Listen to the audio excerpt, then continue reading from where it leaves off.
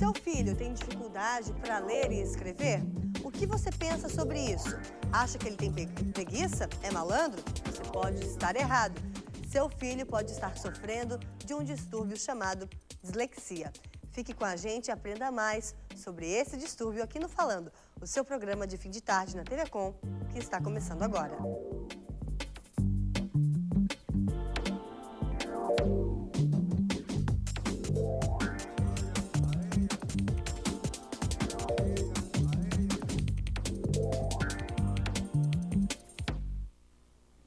Olá, muito boa tarde. Estamos com o Falando no Ar, mais uma vez aqui com você na TV Com, canal 36. Como você acabou de ver na abertura, o nosso tema de hoje é a dislexia.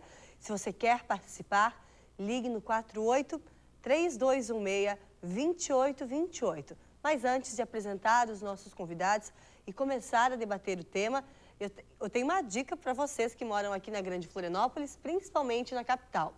Se você quer estudar no exterior, estudar e trabalhar no exterior, está acontecendo no Hotel Majestic, aqui na Avenida Beira-Mar Norte, uma feira para estudos no exterior. Você pode ter contato direto com diretores de universidades, de escolas de inglês. A feira começou agora há pouquinho, às 4 da tarde, termina só às 9 da noite. Então ainda dá tempo de você se arrumar, sair de casa, ir até o Hotel Majestic. A entrada é gratuita, você pode tirar todas as dúvidas, enfim, saber dos preços, das cidades, dos países mais procurados. Eu estive lá hoje pela manhã e já posso antecipar. Estados Unidos, Canadá, Nova Zelândia e Austrália são os destinos preferidos. São 28 expositores. Aproveite essa oportunidade, vá lá e organize a sua viagem de estudos. Bem, como eu acabei de falar para vocês, nosso programa de hoje é sobre dislexia. Eu quero agradecer muito a audiência de todos vocês de Santa Catarina que acompanham o Falando. Se você tem um filho, irmão, neto, sobrinho, alguém que está com dificuldade na escola, não troque de canal. Fique aqui com a gente, tire as suas dúvidas e participe desse debate. Ao meu lado está a doutora Carla Marquezini, neuropediatra. Muito boa tarde. Boa tarde. Seja muito bem-vinda, obrigada por ter aceitado o nosso convite. A Lucimara Maia da Silva, psicopedagoga. Tudo bem, Lucimara? Boa tarde, tudo bem. E ao lado da Lucimara está a Helenira Vilela, que é professora de matemática e tem um filho que teve diagnóstico de dislexia, é isso? É isso. Boa tarde, é muito bom estar podendo conversar sobre esse assunto. Porque, afinal de contas, quanto mais gente puder saber o que tem e melhorar, se eu puder contribuir. Quanto mais informação, melhor, né? Melhor. A nossa ideia é justamente ajudar quem está em casa e ajudar as crianças, adolescentes, enfim, adultos todos que sofrem desse problema. Lucimara, existe aí uma confusão entre dificuldade de aprendizagem, não, mas na interpretação dessa dificuldade dos pais e quem está em volta dessa criança, que às vezes pode ser interpretado como uma criança preguiçosa para estudar, por conta de ela ter uma dislexia e não saber? Sim, existe bastante, né? Porque realmente a dislexia ela é muito desconhecida no meio tanto acadêmico como clínico, né? Então, agora, nas últimas décadas, é que estamos estudando mais e aprofundando mais um pouquinho, através da neurociência, o que vem a ser esse distúrbio, né? O que vem a ser a dislexia. E está se percebendo que existem muitas crianças que não tinham diagnóstico, que eram consideradas aquelas crianças, aqueles adolescentes que não queriam nada com nada, não queriam estudar, né, muito lentos na escrita, na leitura. E muitas vezes avaliando, né, bem criteriosamente, estamos percebendo que ele era um dislexo. Pois né? então, de acordo com a Associação Brasileira de Dislexia, entre 5% e 17% da população mundial tem dislexia, tem esse distúrbio. Não é um número insignificante, é um número relevante que precisa ser considerado, né? Como é que a gente pode explicar a dislexia, doutora? A dislexia, ela é um transtorno neurológico, né, ou neuropsicológico, que é uma dificuldade específica na leitura e na escrita e na ortografia, né? E os fatores a etiologia que leva a esse transtorno podem ser genéticos ou adquiridos, ou misto, que é a combinação dos dois. Então, o que acontece exatamente no corpo de quem tem dislexia? Ele tem uma alteração no funcionamento das estruturas cerebrais na hora do comportamento da leitura. Vamos dizer, o que teria que funcionar, as áreas do cérebro que teriam que funcionar, elas não funcionam de acordo como deveria ser numa pessoa normal, então essa pessoa vem apresentar essa dificuldade na leitura e na escrita. E é esse tripé mesmo? Leitura, escrita... Soletração. E soletração. Soletração. Sempre um tá ligado ao outro. Isso, tá ligado. Como é que foi no caso do seu filho, Helenira? Foi um caso, foi difícil, porque assim, no início, ele é uma criança que vive numa família letrada, e que todo mundo, a gente dava livrinho para ele ia bastante para a escola. De repente, quando ele estava com 5 anos, a professora começa a fazer atividades com leitura e ele começa a mudar o comportamento. Ele adorava a escola e, de repente, naquelas atividades, ele não fazia o que a professora pedia, começava a fazer bagunça, começava a incomodar. E a professora não sabia por que, de repente, ele não estava mais sendo o mesmo aluno que ele era antes. E aí foi um processo bem longo, assim, a gente começou a notar quando ele ainda tinha 5 anos e faz poucos meses que eu consegui fechar o diagnóstico dele. Como você reagiu e como a escola e os professores reagiram? Bom, ele passou nesse processo por 2 escolas. Na primeira escola, inicialmente, a gente foi tentando fazer assim, de fazer outras atividades e fazer mais atividades. Só que quanto mais a gente propunha atividades, mais ele se retraía e mais ele se fechava. Mais ele não tentava, mais ele achava que não era capaz, ele repetia, eu não sei ler, então eu não posso olhar a letrinha. Quando eu pedia para ele tentar procurar uma palavra num livrinho que eu tinha lido para ele, ele dizia, não procura a palavra porque eu não sei, isso eu não sei, só lê para mim. Aí, depois ele foi para outra escola. Inicialmente, a escola, eu comecei a suspeitar da dislexia por uma indicação de uma amiga minha, que é médica. Ela tem uma filha disléxica e ela me falou disso. E aí eu comecei a tentar diagnosticar, levar em fonoaudiólogo, em psicopedagogo. Ele tinha dislalia também, ele trocava o R pelo L. Levei na fono, ele fez, conseguiu falar direito, mas ainda assim não caminhava.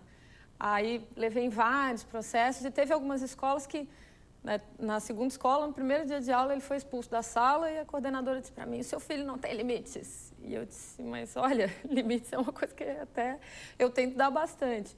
Mas ele realmente reagia muito mal. E ele teve uma dificuldade, assim, porque ele passou a acreditar que ele não seria capaz de aprender. Então, foi um trabalho enorme com uma psicopedagoga só para recuperar nele a crença nele mesmo, de que ele podia aprender. Se você que está assistindo ao Falando conhece alguém que vive uma situação semelhante à da Helenira, se você é essa pessoa ou se você simplesmente quer aprender um pouco mais sobre esse distúrbio, ligue para a gente, 48-3216-2828. A Helenira colocou pontos aí muito interessantes para a gente comentar, a reação da criança, né? A reação. Que uma coisa que chama a atenção, que aconteceu com o filho dela, é que é uma criança normal. Então, para ser disléxica, a criança tem que ter inteligência normal, ela tem que escutar bem, ela tem que ver bem. Então, o que chama muita atenção é que para a família fica muito difícil. Por que ele sabe tudo, mas na hora de ler não consegue? Né? Porque ele tem inteligência normal. Isso é fundamental no diagnóstico. Né? Então, a família, mas ele é tão esperto para outra coisa, por que na hora de ler e escrever não consegue? Né? Então, isso é uma coisa que tem que chamar, mas tem que afastar essas coisas. E também afastar a criança pelo ambiente. Se é uma criança que, como o filho dela, foi em escolas que ensinaram, ele tinha um aporte de cultura na casa, e tinha todos os estímulos, e por que ele não conseguia? Né? Não é uma criança que não tinha tido estímulo. Isso é muito importante ressaltar, né? Porque para afastar o diagnóstico, tem que afastar todas essas outras coisas. Então, o diagnóstico de dislexia é um diagnóstico de exclusão.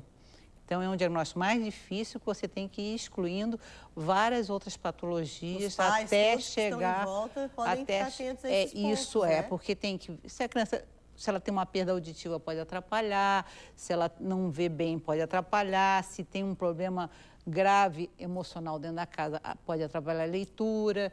Então, tem várias coisas que podem atrapalhar a aquisição da leitura e da escrita. Então, tem que se afastar todos esses transtornos em volta para depois ficar o diagnóstico. Lucimara, a Helenira tocou num ponto bem importante. A professora não sabia dizer o que era, né? Não sabe. É difícil mesmo para o professor essa identificação ou o professor ainda não está preparado para a dislexia porque ela é estudada há pouco tempo? É verdade. Os professores estão completamente despreparados, né? E aí resulta dentro da sala de aula um processo de discriminação, de eliminação, né? de exclusão. E essa exclusão é que leva a criança a ter um distúrbio de comportamento, né, que nós vamos verificar, como ela colocou, que ele acabava sendo agitado, tendo comportamento, né, muitas vezes inadequado na sala de aula. E os professores não conseguem perceber que atrás desse comportamento inadequado está ali um foco, que muitas vezes é o processo de não conseguir ler. Ele não consegue ser competente tanto quanto os outros coleguinhas. E muitas vezes essa criança já vem com repetência. Então já tem o estigma de ser repetente, o estigma de que não aprende, né? que é o bobinho da corte, muitos deles colocam para mim, as crianças, quando eu avalio, os apelidos que eles têm na sala de aula, né? De retardado, e ali eles usam vários conotativos, né? Destrutivo. E essa criança chega a um nível de baixa autoestima muito grande e não acredita mais na sua competência. E aí ele começa a cada vez mais ter aversão à escrita, à leitura. E é isso que nós, na psicopedagogia, fazemos, que é resgatar o desejo de aprender, a sua capacidade, de que ele pode, que ele tem um transtorno, ele tem uma dificuldade que vai ser trabalhada com profissionais. E é possível reverter esse quadro, desde que ele entenda, né, a família entenda, a escola entenda que ele tem um quadro diagnóstico, que é muito diferente de ser preguiçoso, ser malandro. E isso é uma coisa que tem que ser trabalhada pelas escolas. Daqui a pouquinho a gente vai continuar falando sobre esse assunto. Todas vocês permanecem aqui comigo no estúdio. E você que está assistindo ao Falando, não deixe de participar. Daqui a pouquinho nós vamos falar sobre a idade em que aparecem os primeiros sintomas, enfim, tratamentos e como todos podem colaborar. Participe! 483216-2828. Esse programa é feito para você. Até já!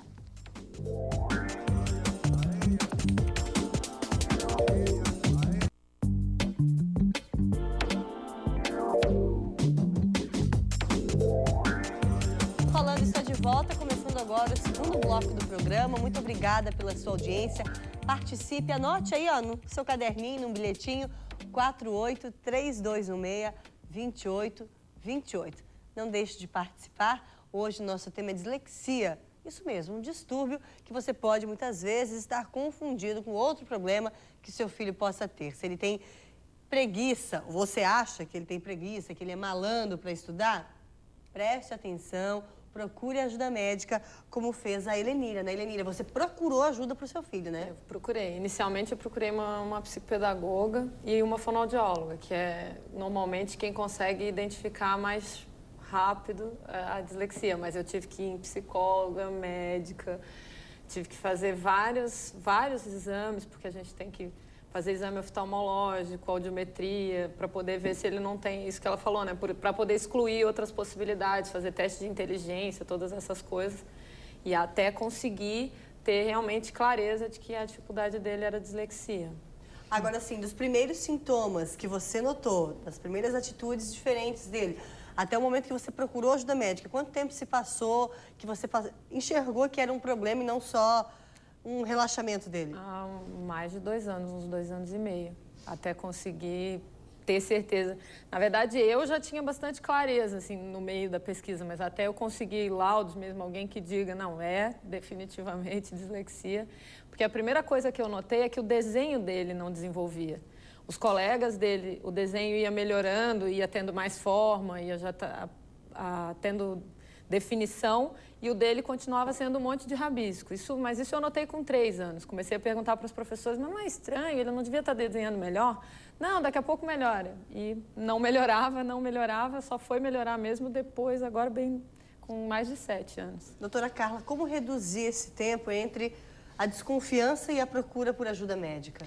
Isso é importante, porque é uma coisa meio popular, assim, tudo à espera que vai melhorar. Então, a criança tem 3 anos de idade, fala 2 palavras, não, isso é familiar, daqui a pouco ela fala. Não, a criança de 3 anos tem que falar tudo, ela pode trocar algum fonema só. Então, tem idade para as coisas. Lógico, tem algumas crianças com mais maturidade, outras não.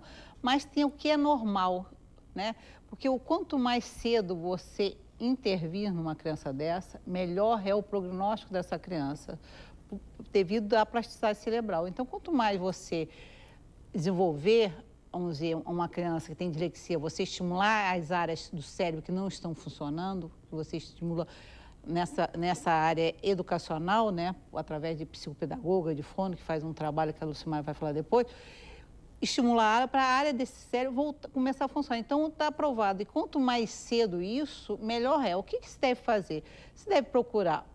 Eu gosto que procure um médico no sentido porque, senão, acontece, as mães chegam no meu consultório e vão a vários fonos, vários psicólogos, vários pedagogos, sabe? Rodaram várias escolas. Então, a criança, quando eu quero encaminhar a criança fala para mim, eu não quero mais, é nenhum técnico desse. Doutora Carla, a senhora falou que é preciso entender o que é normal para identificar o que está fora desse caminho. Eu sei que tem muita coisa que a gente poderia colocar aqui, mas de uma forma geral, o que é normal, que idade a criança tem que estar falando, escrevendo, enfim? A criança tem que falar com 3 anos, com 4 tudo, conversar tudo, com 4 todos os fonemas corretos. E a criança tem de ser, a maturidade normal de uma criança a ser alfabetizada é de 6, 7 anos. Essa é a maturidade normal, né? É como tem vários sintomas que a criança vem apresentando antes, né? Às vezes a dislexia está associada a gente chama comorbidade, são patologias associadas, né? Que pode ser, a criança vem já com distúrbio da fala, né? E aí ela chega até a primeira série sem tratar essa fala. Então, isso também vai atrapalhar a escrita. Às vezes, quando começar a tratar essa fala, a pessoa já nota que essa criança é disléxica. Vai deixando para vai depois. Deixando para depois. Então, vamos dizer, é importante que a criança, nessa idade, vamos dizer, se a criança entrou na escola, ela tem toda a estimulação, é um lar estruturado, tudo, se ela não aprende, não é repetir a criança, ela não está conseguindo acompanhar, tem que encaminhar essa criança para técnico ou para o médico que oriente. Esse acompanhamento é uma das dúvidas do nosso telespectador, o Mauri, do bairro Capoeiras. Mauri, muito obrigada pela sua ligação. Lucimar, vou passar a pergunta dele para você. O Mauri relata que tem um filho de 13 anos de idade, que ele não consegue se concentrar e até já reprovou. Ele quer saber onde ele procura ajuda e que tipo de ajuda. É importante primeiro saber o porquê da reprovação, né? E é através de testes de avaliação, uma avaliação bem criteriosa para saber aonde que está o foco dessa dificuldade, dessa reprovação. Muitas vezes a reprovação pode estar no contexto escolar, na prática pedagógica, né? Onde ele consegue fazer esses testes com o filho? Com a psicopedagoga.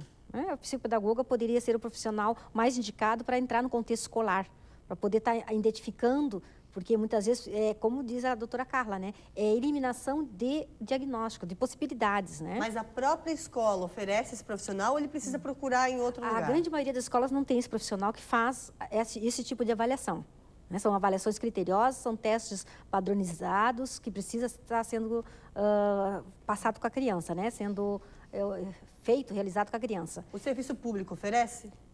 Infelizmente, o que nós temos hoje é o Hospital Infantil oferecendo e o HU, o Núcleo Desenvolver. São os 2 serviços gratuitos que temos aí para atender o Estado.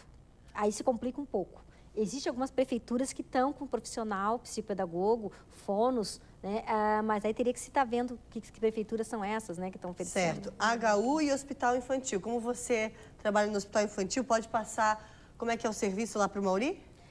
Seu Mauri, no momento, é claro, a gente está com uma lista de espera imensa, né, que é atendendo todo o estado de Santa Catarina.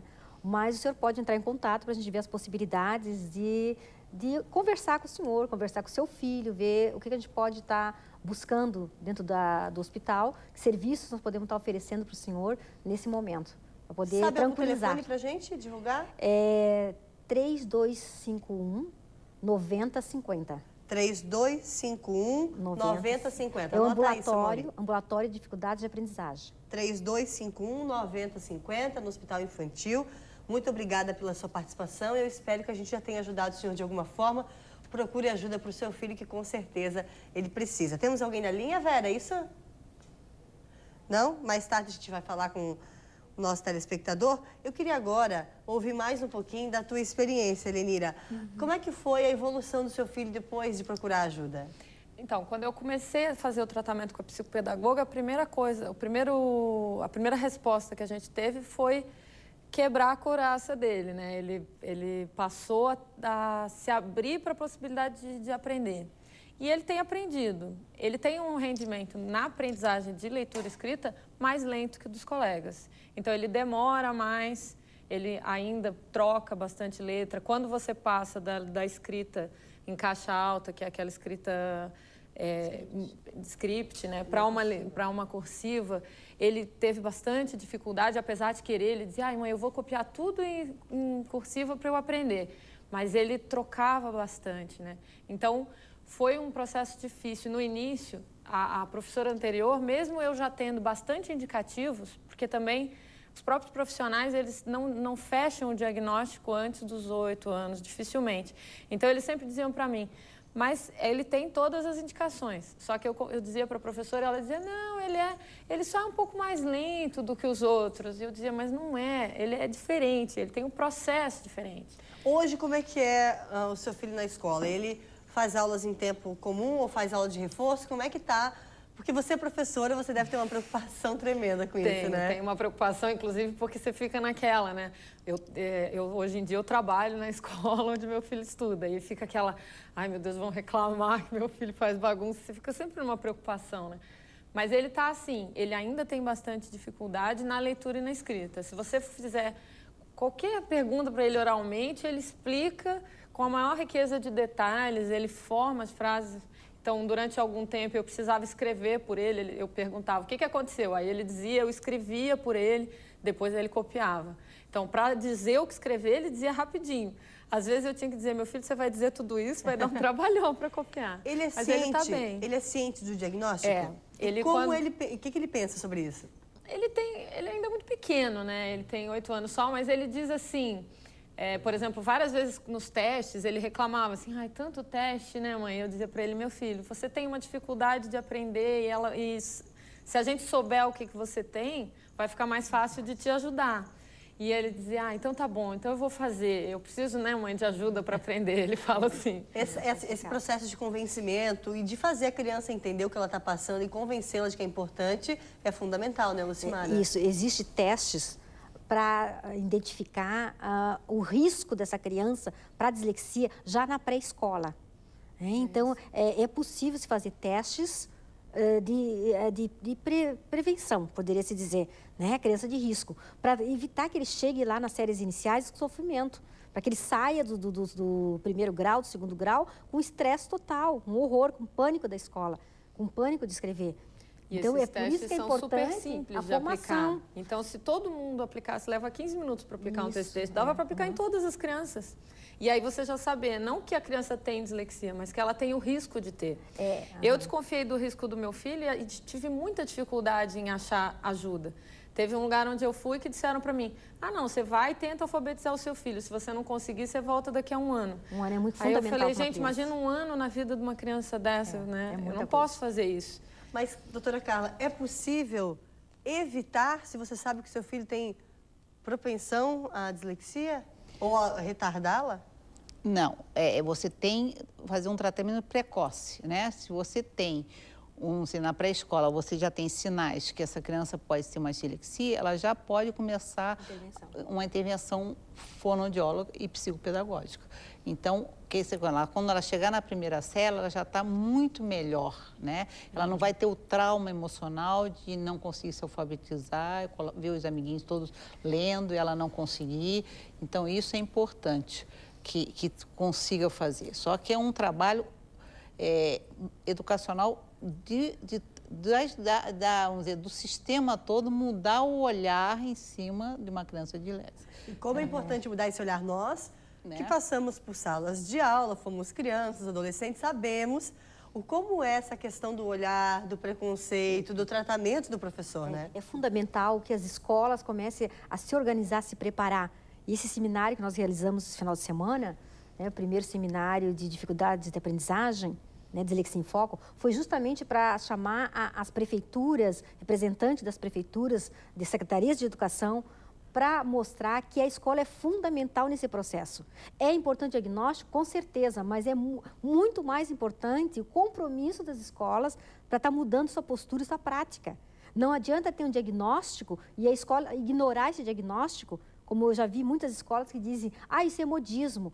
Ser disléxico é modismo agora, né? E não é. Existe toda uma comprovação, existe uma ciência por trás disso. Não somos nós que estamos dizendo, é os estudos apontando do mundo inteiro. O mundo inteiro está estudando, o mundo inteiro está avançado nessa discussão. Então, as escolas precisam urgentemente se modificar para atender essas crianças. É adaptação de currículo, adaptação de provas, mais tempo para essa criança poder ir melhor nas provas. Né? A prova orientada, como eu digo, a prova orientada é o professor, o mediador ao lado da criança. Ela não consegue ler, ela não entende o que está pedindo na prova. Lucimara, a gente vai continuar conversando com você, já que você coordenou esse evento. Eu convido você a permanecer aqui até o fim do programa. Quero agradecer a doutora Carla, então, pela presença e a Helenira por trocar a experiência aqui, levar você de casa, mais informação, dividir essa questão para que você também possa resolver o seu problema. Eu vou divulgar mais uma vez o telefone do HU que desenvolve esse trabalho de atendimento, é o 3251-9050, do Hospital Infantil, perdão. Hospital Infantil aqui na capital. Se você mora em outra cidade que não seja aqui na Grande Florianópolis, lembre-se de colocar o 48 na frente. 3251-9050. Fique com a gente, não troque de canal. Mais informação para você, só aqui na TV Com.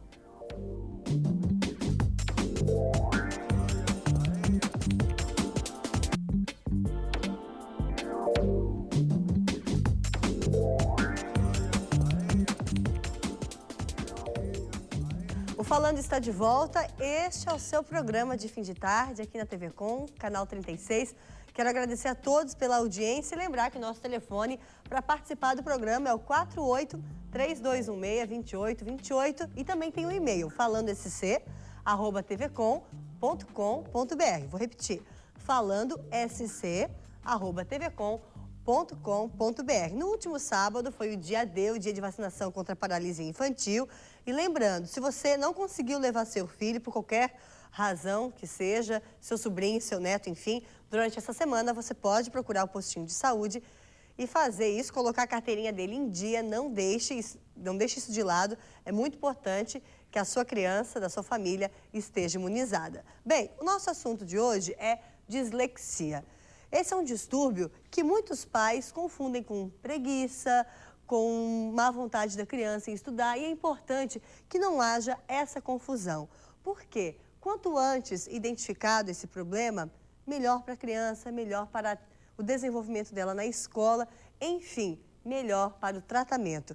E a gente está aqui hoje com mais alguns convidados, estamos entrando no terceiro bloco do programa. Eu vou sentar um pouquinho agora para continuar a entrevista com os nossos convidados. Quero agradecer muito a nossa fonoaudióloga, Helena Blasi. Prazer, é um prazer sempre ter a oportunidade de falar sobre dislexia para ilustrar o povo e poder discutir e trocar com outros profissionais. Nós vamos avançar a partir de agora um pouquinho mais em tudo que a gente já tratou aqui e trouxemos o Edson Catoni, assim que fala seu sobrenome, Edson? Catoni, isso mesmo. Que é arquiteto e é disléxico. Isso. Você descobriu na fase adulta já, né? Já, é. Então eu tenho a experiência da criança, do adolescente e do adulto. Eu descobri com 35 anos um diagnóstico.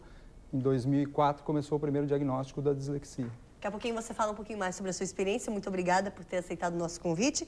E também quero agradecer muito a participação da Samanta Cunha de Faria, que é psicóloga, né? Isso, eu agradeço também o convite. Também é importante a gente estar aqui para informar a população sobre esse transtorno. Já convido todos vocês, então, inclusive a Lucimara, para ouvir o depoimento da Rosângela, que está na linha e quer falar da sua experiência. Boa tarde, Rosângela. Alô, Adriana? Tudo bem? Ah, eu fiquei sem som. Só um minutinho, a gente já vai conferir o que está acontecendo. Eu vou falar um pouquinho, tá me ouvindo? Tá, deu. Boa Adriana, tarde. É o seguinte, nós temos um trabalho na família, né? Minha irmã tem o filho dela, meu sobrinho, que apresentou esse problema desde pequeno. Além dele ter problema na aprendizagem, ele era hiperativo também, né? Então, ela acompanhou ele desde pequeno. Foi um trabalho muito bonito, um trabalho que ele vinha da escola, ela ficava a tarde inteira trabalhando com ele, né? No aprender a estudar, estudando. Foi psicólogo, foi fonoaudiólogo, foi a escola particular, né? Que ela foi atrás das leis que amparavam, que tem direito, né, de fazer as provas em outro horário. Se ele não terminou hoje, ele poderia terminar no outro dia, dele vir. Então, foi uma busca linda, um trabalho muito bonito dela. Ela é de Joinville, a Rosiane, né? Ele é o Nicolas, hoje ele está com 15 anos, ele está no 2º grau, as notas dele sempre foram ótimas, né? Ele sempre veio numa aprendizagem assim, muito boa, aprendendo, mas com essa dificuldade, era uma dificuldade muito grande, né? E eu gostei assim de passar isso para vocês, para as mães que estão assistindo, saber que tem como ir atrás e buscar com psicólogo, fonoaudiólogo, com psicopedagogas, fazer esse trabalho, porque não é fácil, não. Olha, Rosângela, eu quero agradecer muito pela sua ligação. Dê o nosso abraço, a Rosiane. Sim, foi um trabalho muito lindo isso. Parabenize ela pela gente. Muito obrigada por dividir essa experiência da sua família e mostrar que realmente há esperança, né? Basta um pouquinho de dedicação de quem está por perto, né? Precisa muita dedicação. Obrigada. Tá certo. Obrigada também. Continue com a gente. Um grande abraço. Um abraço. Lucimara, o apoio da família é fundamental, não é? É na família que começa todo esse movimento de intervenção, de busca. Porque se a família desacredita nessa criança, pronto, as possibilidades já começam as portas a ser fechadas, né? Porque as possibilidades aí fica como, né? De não ter condições de ser aquele famoso, né? Não quer nada com nada, né? E a família é fundamental. E eu acho que tem aí, né? Os colegas podem dar depoimento também no seu processo de... Samantha, eu queria passar para você e repetir o que a Rosângela acabou de dizer. Ela disse que ele também tinha aliado à dislexia a questão da hiperatividade. Isso é comum, é regra, é exceção? Como a doutora Carla Marquezine falou, a dislexia ela vem com comorbidades, né? E uma delas é o DDA, né?